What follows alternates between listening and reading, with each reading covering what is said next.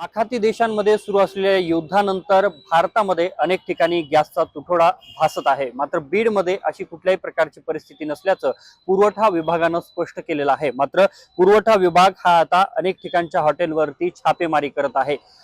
बीड तालुक्यामध्ये एकूण 9 पथकं तयार करण्यात आली असून बीड जिल्ह्यात देखील अशा प्रकारचे पथकं तयार करण्यात आलेले आहेत आणि ते हॉटेलवरती छापेमारी करत आहेत। ज्या ज्या हॉटेलमध्ये घरगुती गॅसचा वापर आढळून येतोय त्या हॉटेल चालकांवरती गुन्हे दाखल केले जात आहेत।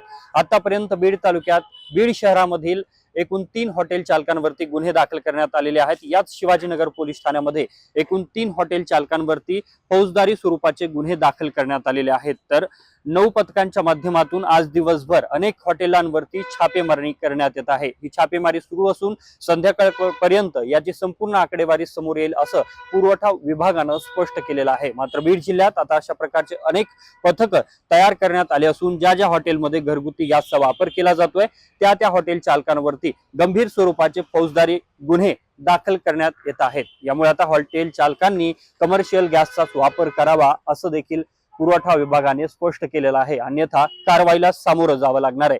आतापर्यंत याच बीडच्या शिवाजीनगर पोलीस ठाण्यात एकूण 3 हॉटेल चालकांवरती गुन्हे दाखल करण्यात आले असून पुरवठा विभागाकडून छापेमारी सुरू असून संध्याकाळपर्यंत आणखी अनेक ठिकाणच्या हॉटेल चालकांवरती गुन्हे दाखल करण्यात येण्याची शक्यता आहे।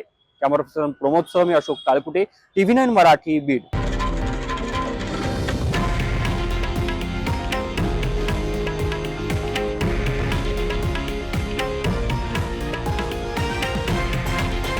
हे आहे देशातील नंबर 1 न्यूज नेटवर्क आणि आपण पाहत आहात TV9 मराठी, एकमेव।